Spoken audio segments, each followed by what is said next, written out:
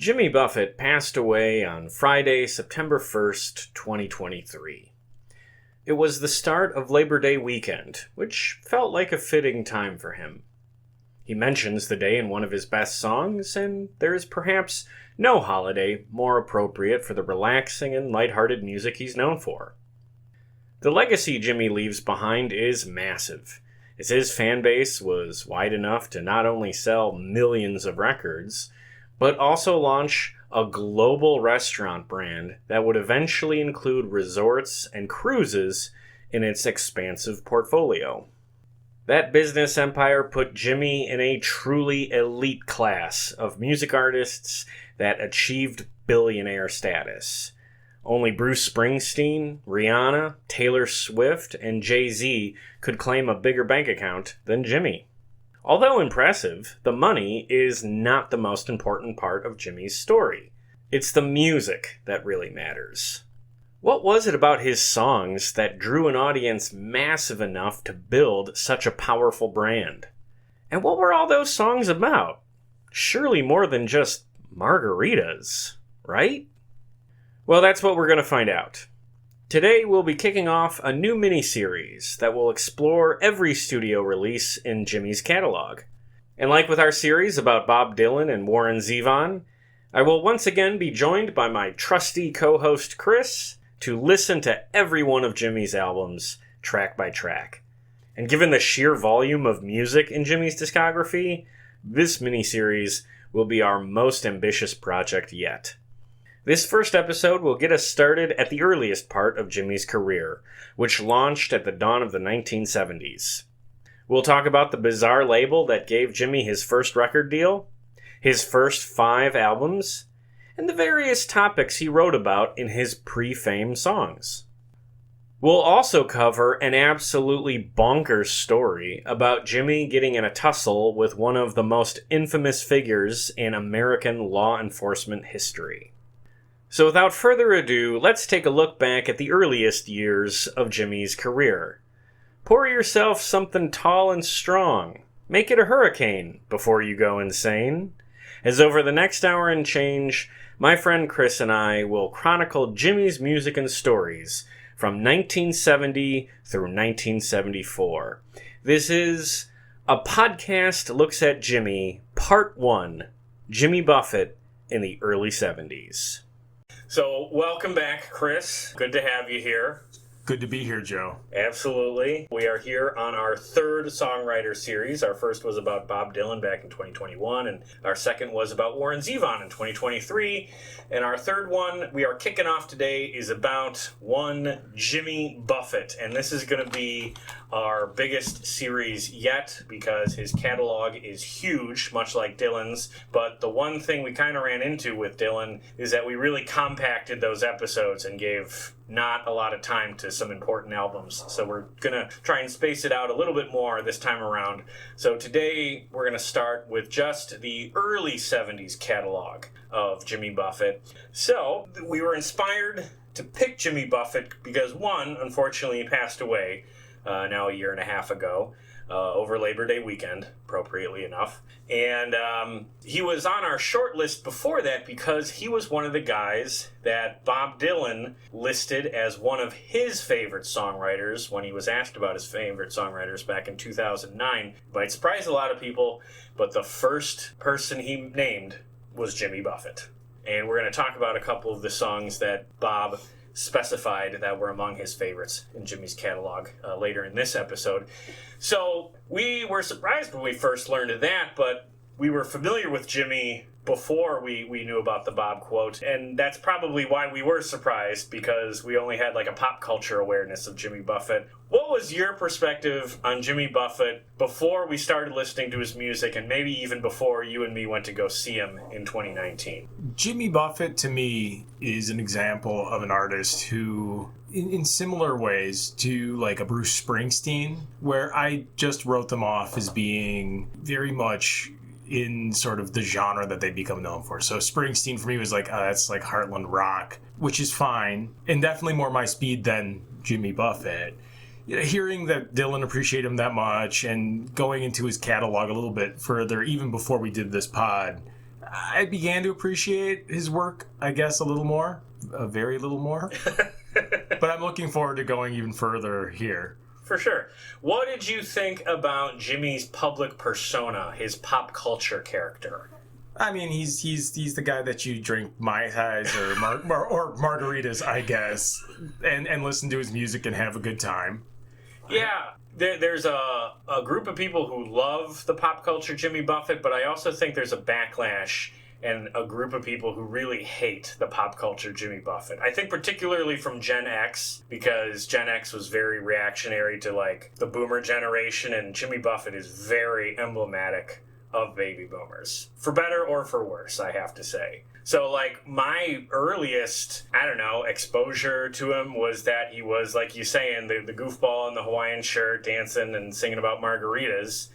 And, yeah, I always liked the song Margaritaville, but I never thought that that guy would actually also be a serious songwriter or have any level of artistic credibility. You know, as a kid and a teenager, you think, oh, that's a guy who writes, like, commercials, or something like that. Like, he has a restaurant chain named after one of his songs. How serious can the guy be, I'm still not certain that he is anything more than that, but we shall see.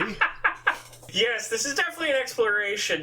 I'm sure there's some parrot heads tuning in, and we got to be clear, this is an exploration of Jimmy's catalog.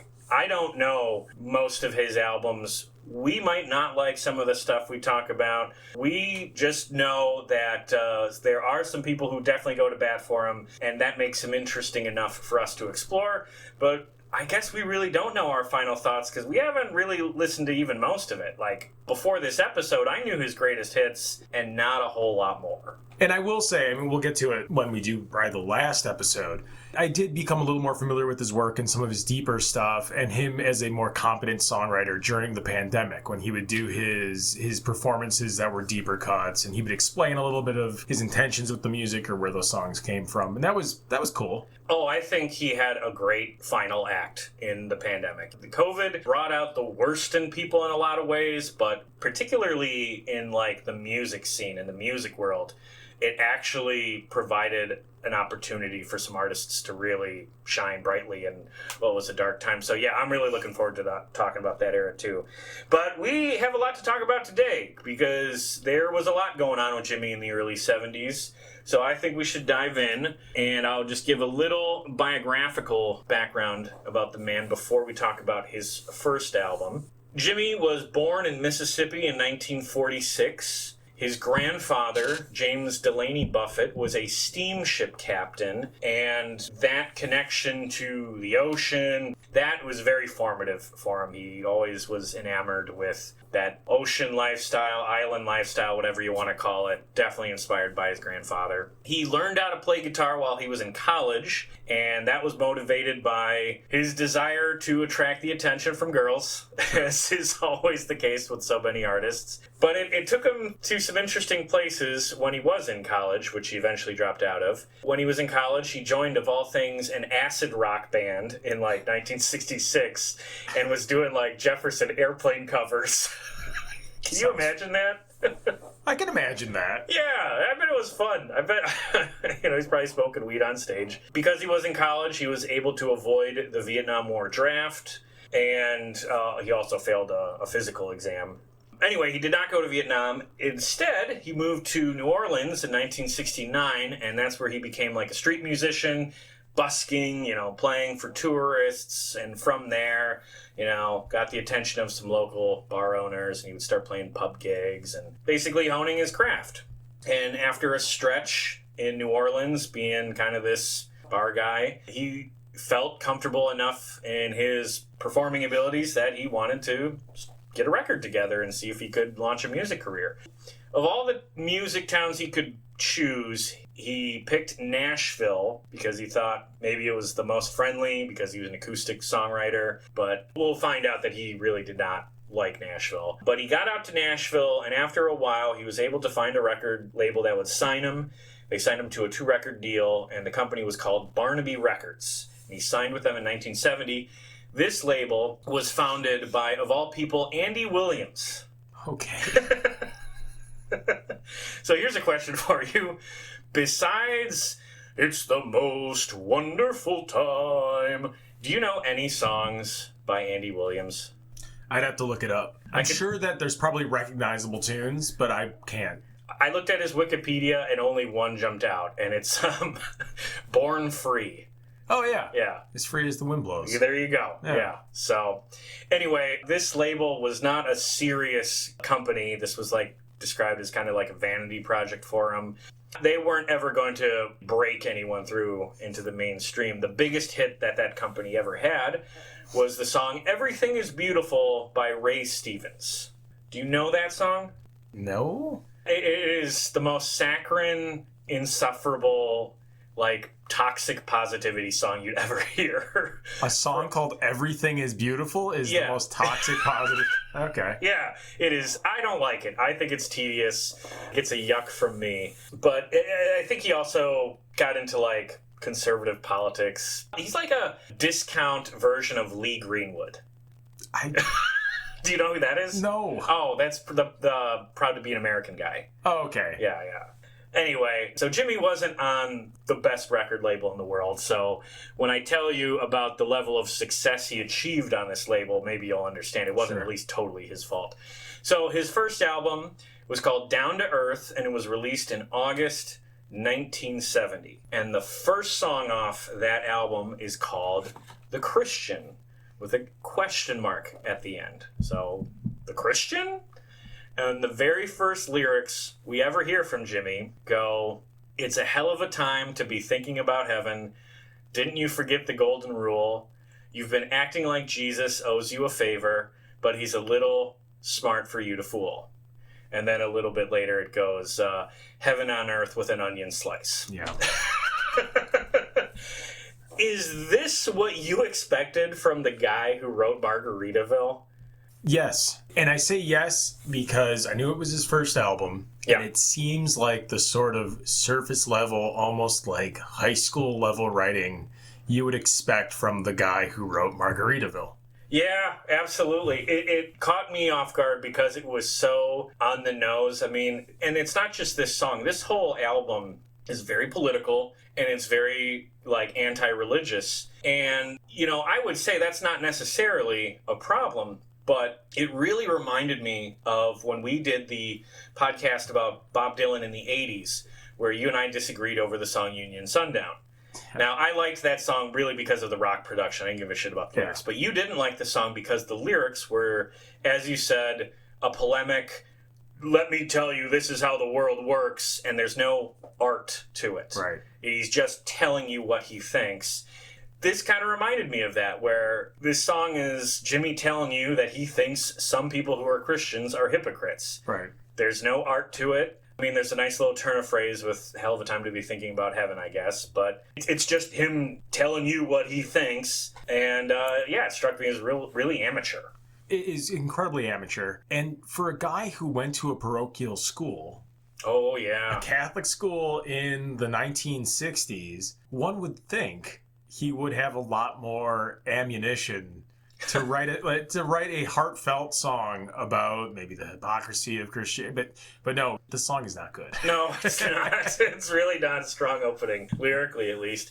Did you know the original title for this album, the working title before they put it to print, was Jimmy Buffett Drives Religion and Politics into the Ground?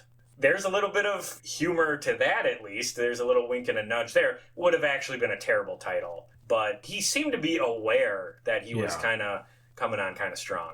Which the next song... Oh, yes. The next song, here I'll cue up, is called LSD. And no, that's not an acronym LSD, not the drug LSD. It is a name, LSELLISD, D-E-E. So it's a song about a person named LSD. And the song is about racial injustice, but it's got that odd title. You had a stronger reaction to this one than I did. What did you think of LSD? So initially, I thought it was one of the worst songs I've ever heard. Right. And I'm still not sure it isn't. Yeah. But I kind of love it now. It encapsulates the zeitgeist of 1970 from the perspective of a white, liberal, young guy who maybe isn't all that bright. I mean, not that he isn't that bright, but the let's say the voice of the song. Yeah. Better than anything else I've ever heard. Yeah, there is sort of an airheaded quality to it because, again, it's not a subtle song at all. This is him telling you black people don't have the same freedoms in America as white people. But then why call it LSD? Yeah, like the humor is improperly placed. Like you're undercutting the lecture you're trying to give here. It reminds me of, for anybody listening who has seen on Saturday Night Live, there's a character that Cecily Strong does that is a drunk, like, college girl at a party. Okay. And she's like, the children of Rwanda? And it's so just completely off the wall. And she says things that are completely impossible to interpret other than just, this is a bad thing? Like, Yeah.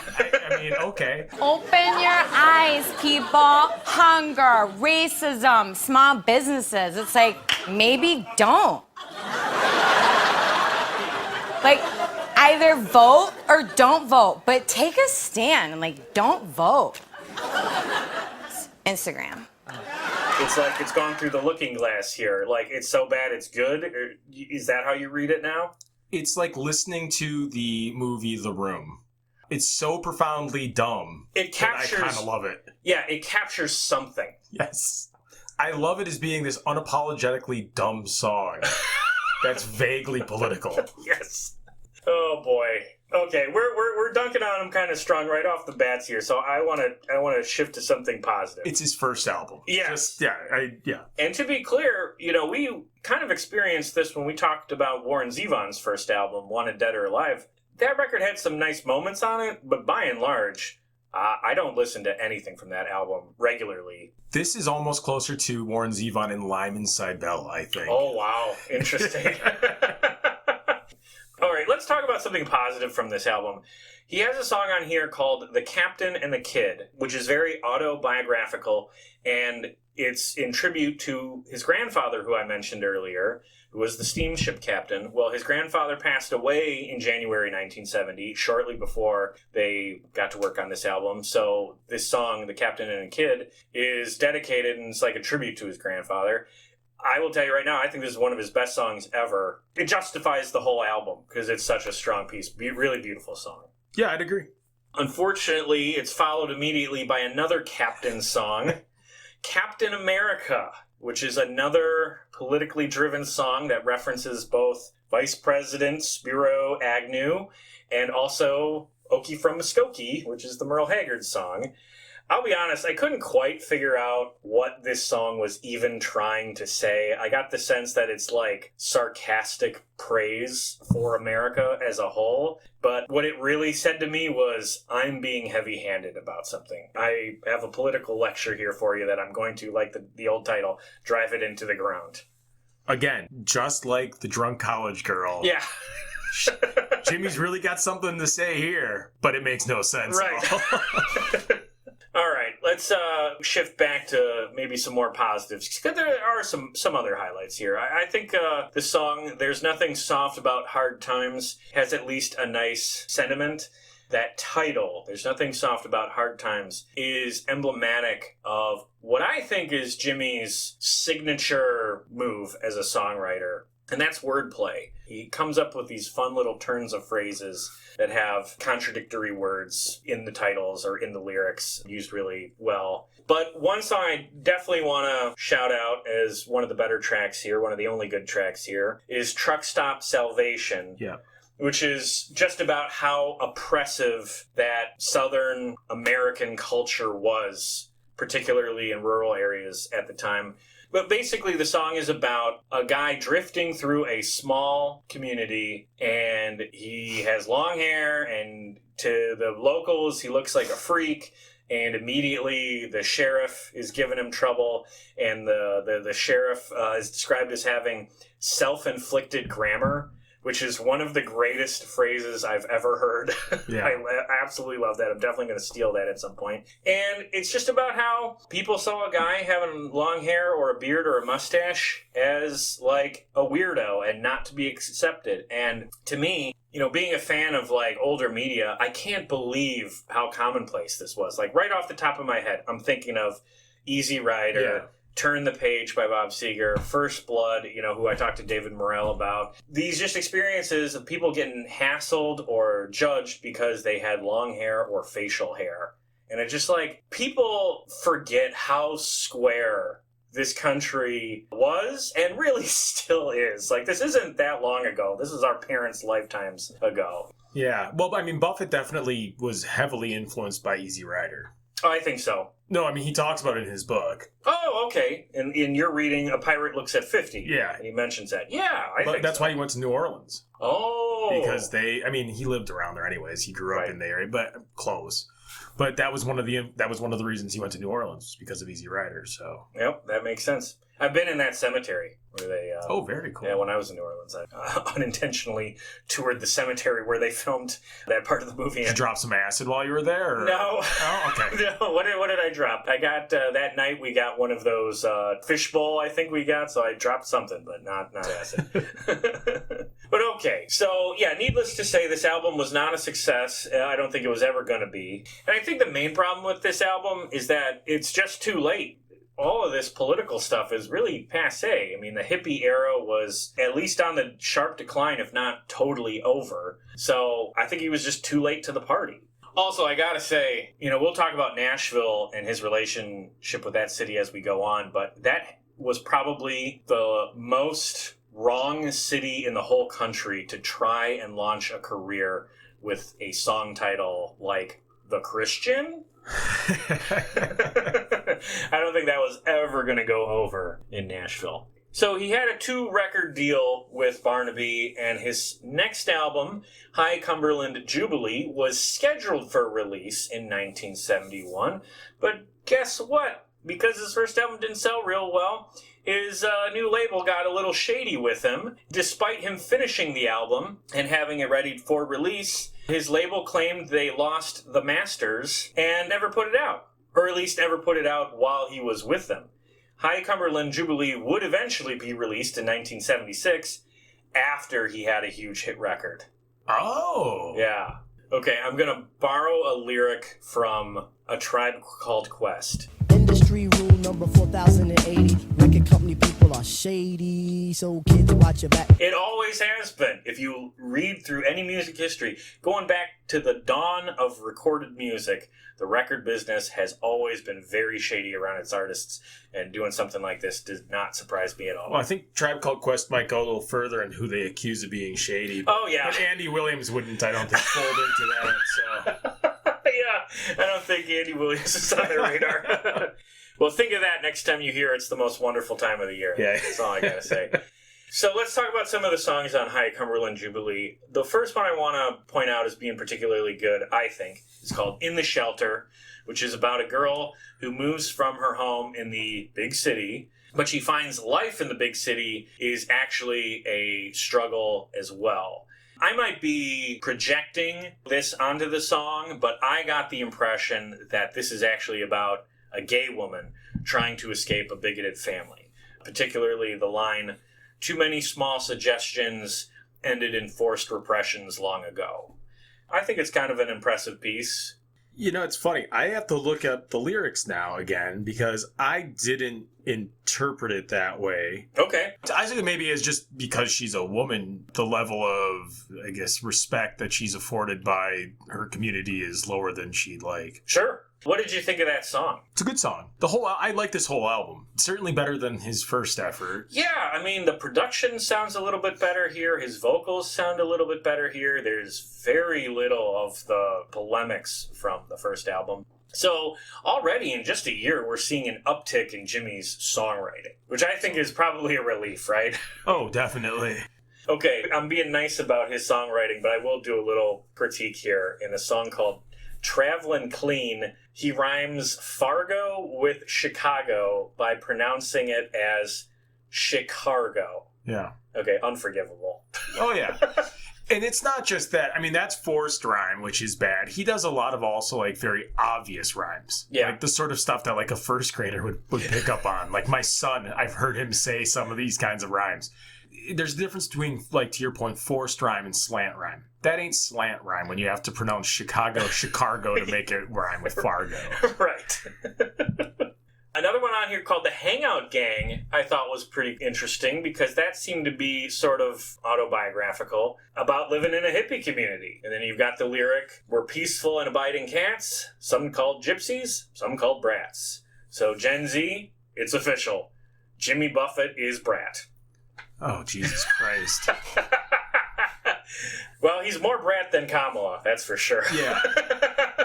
Yeah, definitely. I will say there is a hippie commune scene in Easy Rider. I think that we cannot overstate the influence of Easy Rider on Jimmy Buffett. Yeah, I think that's a good point. Moving on, we got another one here, which I think is a great title. God Don't Own a Car.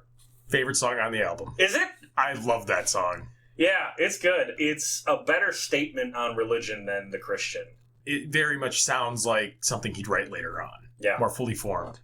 Okay, any final thoughts on High Cumberland Jubilee? I really liked the whole album. I really enjoyed it. Obviously, as we said, this album didn't even make it to stores until 76, so he was really clearly not going to stay with Barnaby Records, so he shopped around for a new label. He eventually did find a new label, Dunhill Records, in 1973, and he started work on his, well, I guess would have been his second released album, which was eventually titled A White Sport Coat and a Pink Crustacean, which is a reference to the Marty Robbins song, A White Sport Coat and a Pink Carnation. I consider this one to be his proper debut album. Those first two kind of strike me as like prehistory. White Sport Coat and a Pink Crustacean reminds me a lot of Zevon's self-titled album from the mid-70s.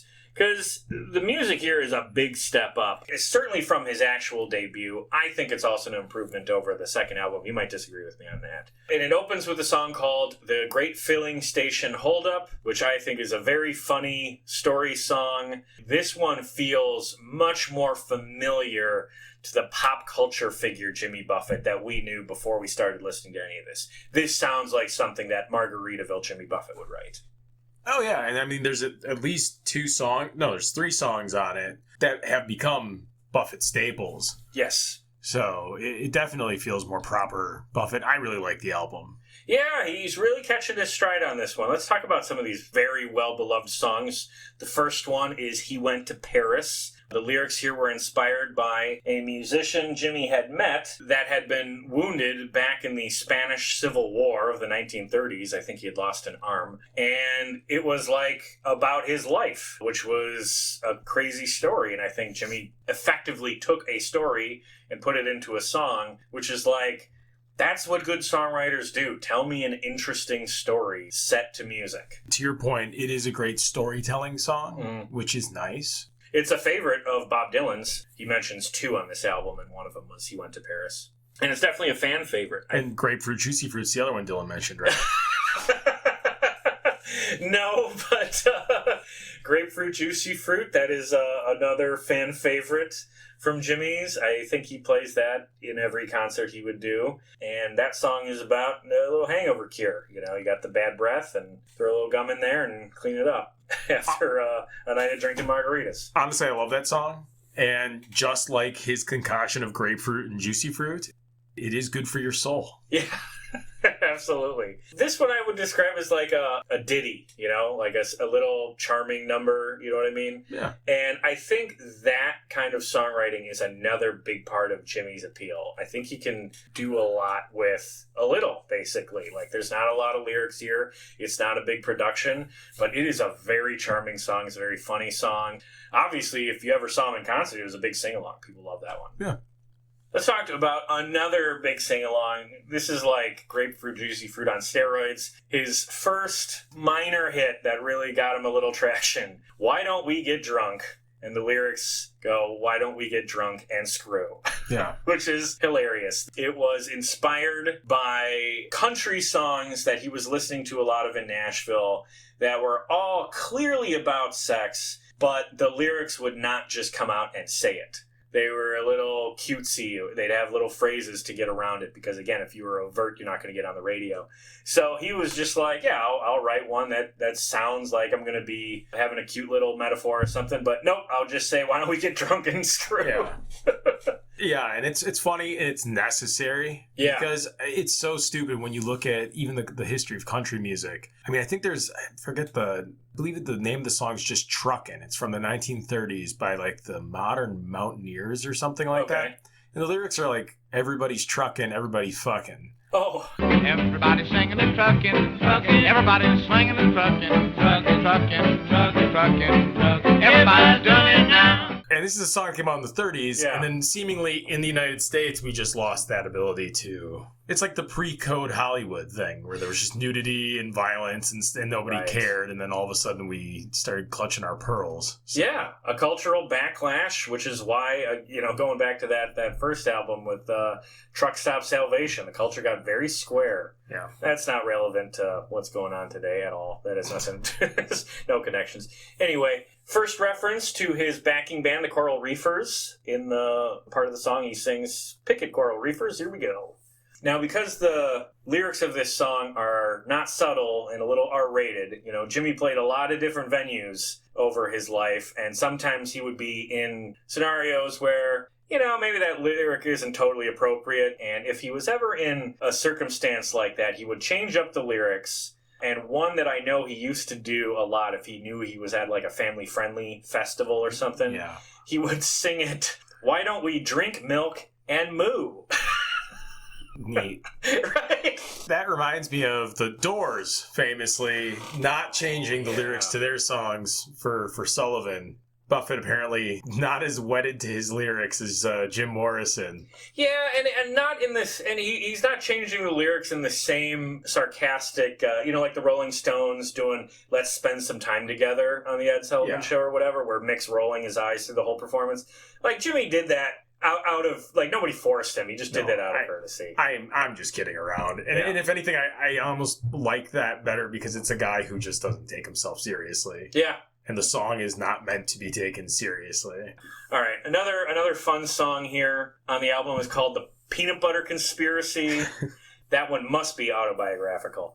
Okay. He's a starving artist, and we get it's basically about shoplifting. About shoplifting groceries because you don't have any money. The line in the song is, "We all swore if we ever got rich, we would pay the mini mart back." And he did. Did he?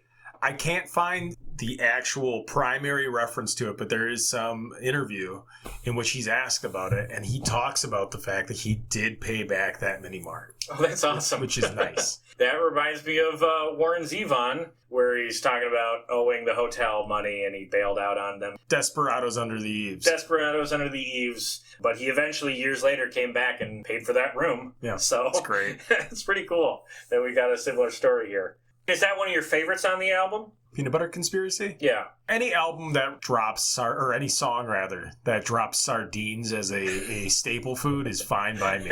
Yeah. I really did wonder what the fuck he was making with peanut butter and sardines. You probably have some recipes. You put them together on a sandwich, and it's got kind of with some onion. Oh, wonderful. It's got sort of a nice, Asian vibe to it. Okay. That sounds great. What else do we got on here? We got a couple of songs about Jimmy moving to Key West. He's got a song on here called "My Lovely Lady." And the lyrics, I was honestly surprised on how not subtle it was. He sings, "When I pay my bills, gonna leave these Tennessee hills." And a little bit later he sings, "Think I'll go back to the Keys." He's an interestingly self-aware individual.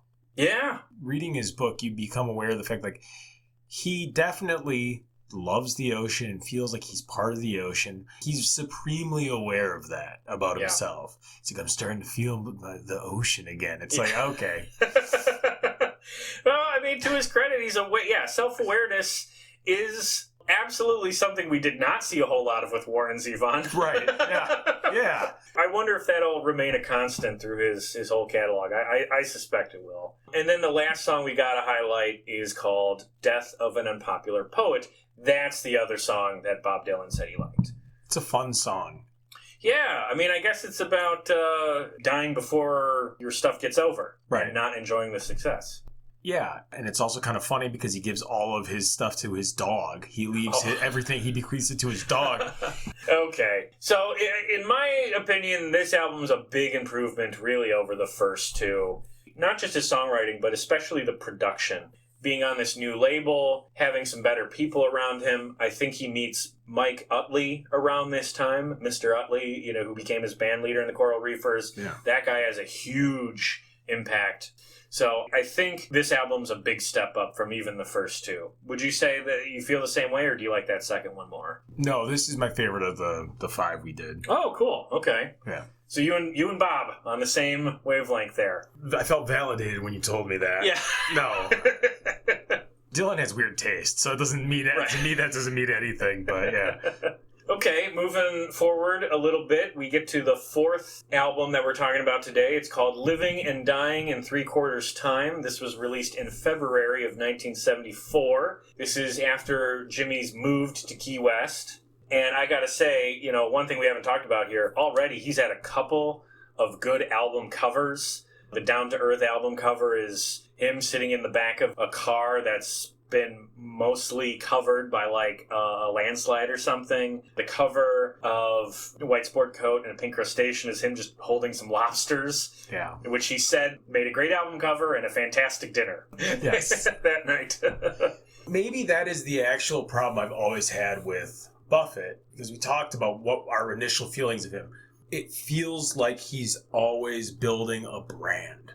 Oh, and maybe that's the self-awareness thing too. It feels more like he's building a brand, than he is just authentically living the island life or whatever.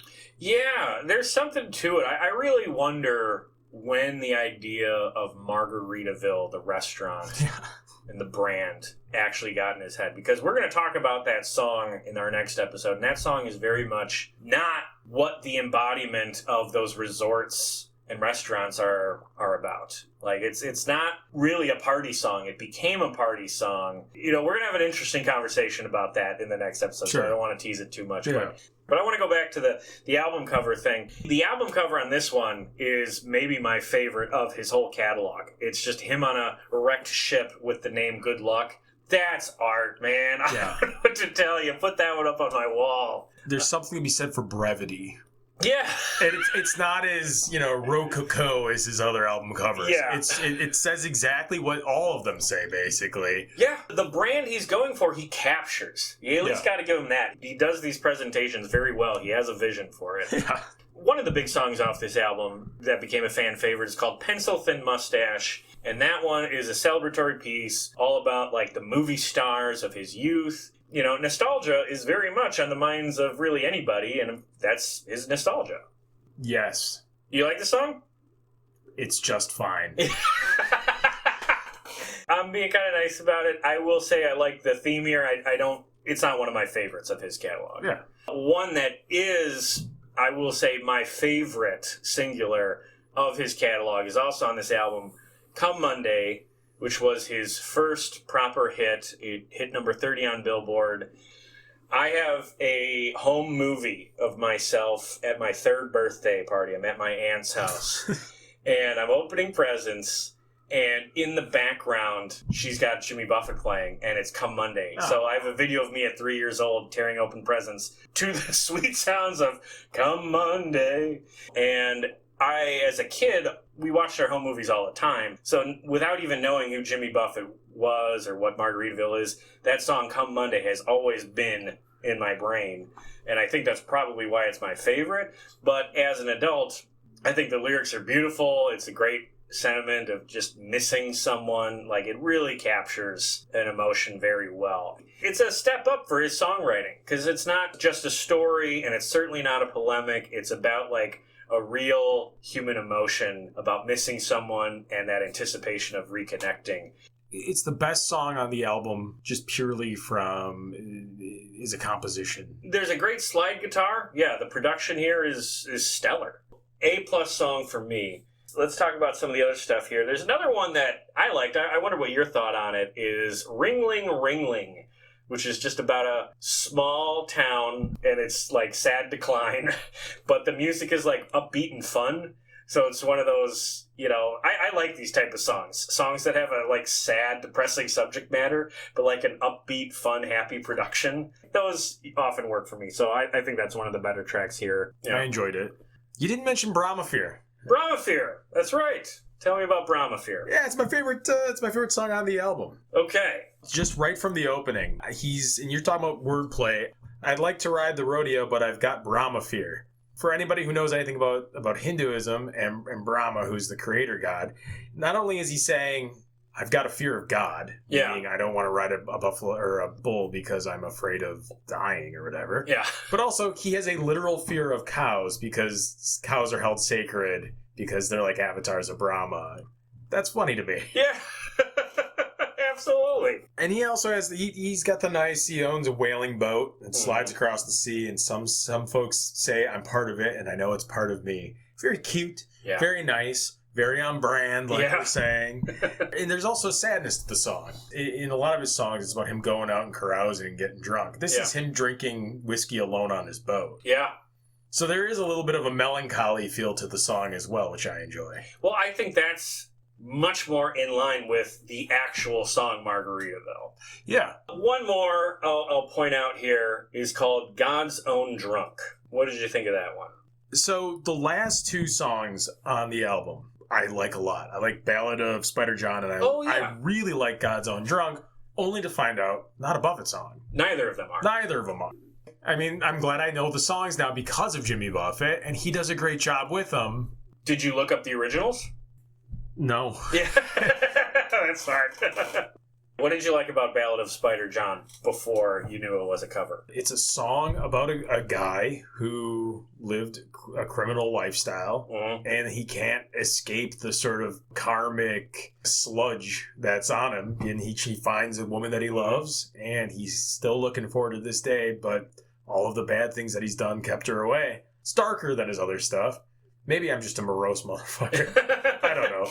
Did it feel like a Buffett song? Sure. It felt like something he could have written. So I didn't know it was a cover. I wouldn't have guessed until I looked it up. Certainly God's Own Drunk feels that way, like it could be a Buffett song. Absolutely. Yeah, also not a Jimmy original. This was an old comedy monologue that Jimmy basically would do when he was like a street musician or a bar musician. He would do it as like a party trick, basically recite this monologue. It's very funny. It was originally written by someone named Lord Buckley. I don't know who that is. He's an old-timey comedian, died in 1960. So Buffett's also doing kind of a tribute to a guy who had been dead for a couple of years. And he kept it in his live sets all through the 70s, into the 80s. But he had to stop because the son of Lord Buckley found out about him and sued him for copyright infringement in 1983. Jimmy responded by not playing the song anymore, and in its place, he sang something he wrote up called The Lawyer and the Asshole, which is explicitly about this Lord Buckley's son. I don't know enough about it to say anything. I don't know if there was any sort of contact made before. Yeah, I think the guy just wanted an easy payday. I think he should have gotten it. I mean, you can call the guy an asshole if you want, but it's something that his dad wrote. There's something to it. I mean, is it copyright infringement? Yeah, probably.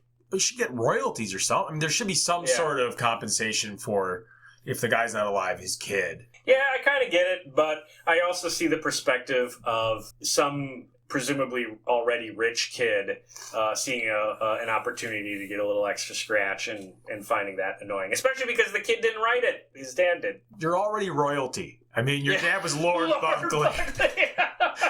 Prince Buckley. You're already an aristocrat. Just, Yeah, that's funny.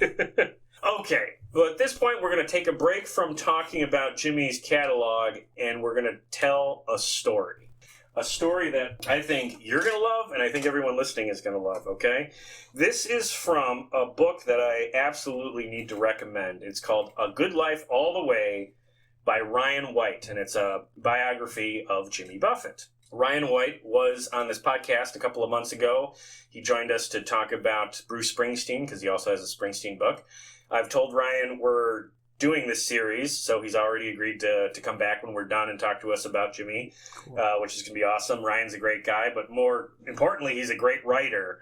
So I really recommend Jimmy Buffett, A Good Life All the Way. This is a fantastic book if you want to learn about Jimmy's life. It's the backbone of the research I've done for these episodes, so please check that out. I'm going to read an abbreviated section from the book, and I'm going to paraphrase it a little bit for brevity's sake. And I'm going to set this up by saying, in our Dylan series, we had some fun talking about Bob Dylan having a little confrontation with Donovan in the hotel, and, who threw the glass. And then Warren Zevon kind of one-upped it because we had that story about Warren having a fist fight with Chuck Norris's brother Aaron that ended up with them falling into a koi pond. We didn't think we'd ever come across a better story than that. I don't know if this is, but it's going to get close. Okay. So the story goes is that Jimmy and his friend are out in the parking lot of a hotel and they're looking for their car. Buffett was wearing a pair of shoes he had picked up in a thrift store in Miami. They were golf shoes, and even though he pulled out the cleats, they clicked when he walked and sounded like tap shoes on the Cadillac he climbed atop. He was on the hood when a voice said, "You're under arrest." "You can kiss my ass." Later, Buffett said, "I guess it was his car I was standing on." His friend found the gremlin, Jimmy's car, and waved Buffett over. One ornery stranger in pursuit and threatening more than just arrest now. Jimmy's friend apologized and said their label would pay for any damage Buffett had done. Quote, "Which was awful generous of Sammy because he didn't have the authority to say so," Buffett said. "Being a good company man, I took up for my company and said, 'No, they won't, and I'm still going to beat your ass if you don't leave us alone.'" At that, the gentleman reached into the car and yanked a handful of blonde hair from Buffett's head and punched his friend in the face. His friend slashed back with a Bic pen that was in no way mightier than a sword. Buffett tried to focus on his seatbelt because he couldn't start the car unless the seatbelt was fastened, and he was too drunk to perform the task. Moving ahead. Buffett got his seatbelt fastened, and they got away. Got some barbecue, and then on the way back to the hotel, hit a bridge. Quote, "But luckily, there was nobody around, so we just kind of backed up and headed for the hotel," Buffett said. The lobby of the hotel was still buzzing from the parking lot confrontation. You see, they hadn't just aggravated any old guest. They'd aggravated Buford Pusser. "Oh," Buffett said. Take a pause here. Do you know who Buford Pusser is? I have no idea who Buford Pusser is. Okay. The sound of Pusser's name shook him sober. Pusser, the former sheriff of McNairy County, Tennessee, was the man who'd taken on the State Line mob. His wife had been murdered, and he had survived numerous shootings and stabbings. Hollywood made a movie about Pusser. Jesus. Walking Tall. Oh, okay. Jimmy Buffett got in a fucking fight with the Walking Tall guy. And it was entirely his fault, too. Yes, he provoked a fight with the Walking Tall sheriff. The only thing that would make it better is if Buffett had said something like, "I'll beat your ass and your wife, too," or something like that. And it's crazy to me because, this is a time where Southern law enforcement really had a reputation. I have to think that the name Buford was also the inspiration for Buford D. Justice and the Smokey and the Bandit movies. But, they didn't fuck around, and he somehow escaped getting hauled off to jail or getting a proper beating himself. I looked it up. Pusser died, a year later in a car accident, so that's probably why he escaped the heat. But, good God, isn't that crazy? I just realized he died in a car accident. Yeah. Was it the car that Jimmy Buffett was on? The Cadillac? Oh, I don't know. That's a great question. That's some crazy stuff. Wow, that's funny. That car has seen some things. Yes, it's seen Jimmy Buffett tell him to kiss his ass. I love it. Honestly, that's one of my favorite stories ever. That has made me really come to love Jimmy even more. I just love the name Buford Pusser. Buford Pusser, yeah. What a goddamn name that is. That's a Southern name, man.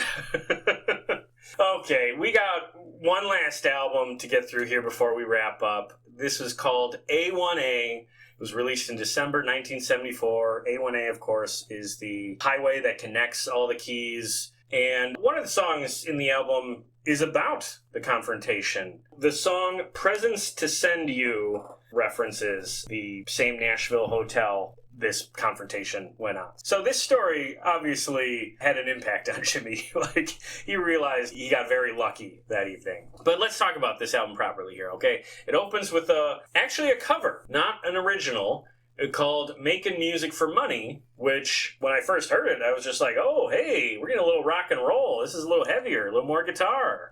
It's another song that I'm like, I like this song so much. And I like the writing on it and everything. And then I look and it's a cover. It's a cover, okay. Yeah. Still a great song, but a cover. It was written by a guy named Alex Harvey, and like the same year this album came out, it was also covered by fucking Kenny Rogers in the first edition. Okay, we gotta take an aside here. What are your thoughts on Kenny Rogers and specifically the first edition? I mean, they're trash music. You don't like Kenny Rogers the first edition? First of all, you know you like one song. Islands in the Stream? No, that's Kenny solo. No, Kenny Rogers in the first edition from The Big Lebowski did Just Dropped In to see what my condition was in. Yeah. Oh, yeah. Yeah, you don't like that song? I don't know. I was just doing the lyrics from it, though. Yeah. Oh, yeah. Touche. I totally fell for that. I love that song. And there's a performance of Kenny doing that song on a TV show. And before the plastic surgery, before the white hair, before the Islands in the Stream, suits, and even before the Gambler with the suits, when Kenny grew out his hair and wore like sunglasses, he had a brief moment in the early 70s where he looked like one of the coolest motherfuckers I've ever seen. There was a brief period where, like, Kenny Rogers looked cool as fuck. The 70s is a weird thing where there's definitely times in history where you can see there's so many different roads and so many different paths that things could take. And I guess Kenny Rogers and the first edition are an example of that. Like, what if they had just kept touring? What if he had become, that was all Kenny Rogers remains known for? Yeah. That's a weird timeline. I don't know. Oh, 100%, because they were like, I can't even think of another band that you could maybe call, like, instead of acid rock, acid country. So anyway, the album starts with this song, Making Music for Money, which I think is good. It's about, not selling out. You're not making music just to sell it. You're making music, for art's sake. Good sentiment, but again, surprised that he opened the album with a cover. The next song after that is called Door Number 3, which was a minor hit on the country charts, which is kind of where you would expect to find, like, a novelty song. Yeah. I didn't think too much about that song except that I had recently just seen the movie Woman of the Hour on Netflix. It's about that whole real-life serial killer who was a contestant on The Dating Game. It also, you like talking about the wordplay. It has the great lyric, "Oh, Monty, Monty, Monty, I am walking down your hall."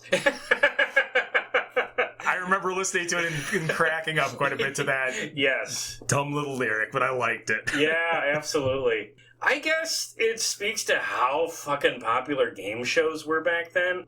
The thing is, they still are big, but the format has changed to reality TV. Oh, good point. The same thing, though, how can we make a program that people are going to watch where we don't have to pay writers? Yeah. Another song here called Dallas. I'm pointing this one out because it was one I wasn't crazy about, because we're starting to see maybe some repetitive themes here. This one seems to be like complaining about the music industry. And it's a cover. Roger Bartlett wrote Dallas, apparently. Shoot, okay, I missed that. The lyric here is, "And people like me just can't be free. The promo man won't let us be." I guess it's complaining about your boss. I mean, I can kind of get on board with it, but the song itself just didn't do a whole lot for me. One that did, and I think one that did a lot for you as well, is the standout track here, A Pirate Looks at 40, which is one of his seminal signature songs. Surprisingly, it didn't chart, even though it's one of his most beloved songs of his whole catalog. We previously talked about this song a number of years ago when we did Dylan in the 80s, because this is the song that Dylan covered at that No Nukes concert and perplexed everybody like, why the fuck is Bob singing that Jimmy Buffett song? Well, I think we came to the conclusion that Dylan had been drunk for over 2 weeks when he made that decision. Yep. I love this song. I think it might be Buffett's Desperados Under the Eaves. Oh, wow. It's totally on brand. It's totally a Buffett song. Yep. But it's also got a little bit more of the melancholy to it. Yeah. It's a pirate looking at 40. And he wrote this when he was like 28. Yeah. Something like that. And then it's a good song. It's a great song. Yeah, I think it's one of his best ever. And I think it's in line with both everything he was as a songwriter, but it also fits in really well with like him as the pop culture figure. Sure. The Margaritaville empire, however you want to look at it, that fits in with the mythology, whatever you would say about the lyrics in the song. I would say the album as a whole sounds a lot more like this than the opening track we talked about, Making Music for Money, because that opening track seems to be like an outlier, because that's like a little rock and roll, where most of this album is a lot more light FM, easy listening. Any final thoughts on A1A as a whole? Yeah, the whole album's great. Tin Cup Chalice is a fun song. That's one a lot of fans like. Yeah. But before we get out of here, let's salute our favorites of the stuff we talked about today. Of the 5 records we discussed, which 3 would you say were your favorites? White Sport Coat and Pink Crustacean, my favorite. Okay. And then the next 2 would be A1A and High Cumberland Jamboree, sort of on the same level, but for different reasons. Oh, okay. Fair enough. I'm going to agree with you on that first one and A1A, but I will swap that out for Living and Dying in 3/4 time. That's the obvious. I mean, yeah. That makes sense too. I could have gone that way too. The only one that's tough is that first one, and that's because he was not ready for prime time. This one will be a little more fun. We have more to choose from. What would you say are your top 5 songs of Buffett from the early 70s? I can go first if you need a minute. Oh, I don't need a minute. Okay, hit me. So the first one, it's not even close. This is Heads and Tails. Okay. Heads are far above all the rest. LSD, for me. Are you serious? I can't get enough of it. This is like when I said Leave My Monkey Alone was my favorite, and you got mad. That's why I'm doing this. Yeah, good, okay. No. It is so bad. Yeah. And nothing about it makes any sense at all. Why is he named LSD? And then they make other drug references. He's like, oh, the pusher's out on the streets, but LSD's getting put in jail. By the way, LSD, also a black man with a child named Ellis Jr., apparently. None of it makes any goddamn sense, and I'm here for it. Okay, yeah. Anyways, all right. He captures something on that. He Went to Paris. Just a great song, like we talked about. Pirate Looks at 40. Awesome. God Don't Own a Car. Ooh, that was a runner-up for me. I really liked it. It's just a fun song. And same with Brahmafear. It's Brahmafear. Brahmafear for me. I just like that song. And then I got to give an honorable mention just for the sound of the song to Rockefeller Square. Oh, just like that song. That's cool. Yeah, I dig that. Okay, my top 5 are a little maybe more conventional. First one is my favorite song of his, Come Monday. The second one shouldn't come as any surprise, but it cracks me up. Why Don't We Get Drunk? That one works for me. Third, one I mentioned earlier, The Captain and the Kid, I think is his best from his real early days. The one we agree on is A Pirate Looks at 40. Yeah. And my dark horse surprise pick, one I didn't even talk about all that much, Ringling Ringling. Okay. It's kind of an odd one. I like the production there. Again, I like songs that are like about a sad topic but presented in like a fun, smiley way. I don't know why I like that stuff, but that usually works for me. We got a lot of that with Zevon, so... Yes. Yeah. Yes, that is absolutely true. So before we get out of here, one last thing. I'm going to, again, recommend and cite the book that I based my research for all these episodes on, and I'll bring it up every time we talk about Buffett. Jimmy Buffett, A Good Life All the Way by Ryan White. Fantastic biography of Jimmy Buffett. If you want to learn his story, get this book. And then, as you brought up earlier, you're reading A Pirate Looks at 50, which is Jimmy's memoirs. Yeah, I'm loving it so far. I'm like 150 pages in, and I'm feeling the vibe. That is awesome. So a lot of good stuff coming up. Like I said, next episode will be Jimmy Buffett in the late 70s, 1975, 1979. All of his biggest hits are from that era, so we're going to have a lot of fun in that episode. So please stay tuned. Please subscribe to the podcast and let us know what you think. Thank you, Chris, very much for joining us here today. We'll see you next time. And until then, I'm going to play us out with the song we agreed on in our top 5, A Pirate Looks at 40. Hey, thanks for listening. You know, there's no shortage of great content out there, so you choosing to spend some time listening to this show means quite a lot. If you're so inclined, please give this podcast a 5-star rating and a positive review wherever you get your podcasts. And share our links wherever you can. Or mention this show to anyone you know looking for a podcast recommendation. All of this helps us out a great deal, and I appreciate it. You can connect with us on social media too. We are at Play That Podcast on Facebook, Threads, Blue Sky, and even TikTok. Or we are at Play That Rock and Roll on YouTube and Instagram. Please post a comment and say hello. Finally, Play That Rock and Roll is a proud member of the Pantheon podcast community. So if you're looking for more music podcasts beyond this one, trust me, start with Pantheon. You won't be disappointed. Otherwise, I appreciate any and all efforts you take to support us here at Play That Rock and Roll. Be sure to join us next time for more great music and stories from the world of classic rock.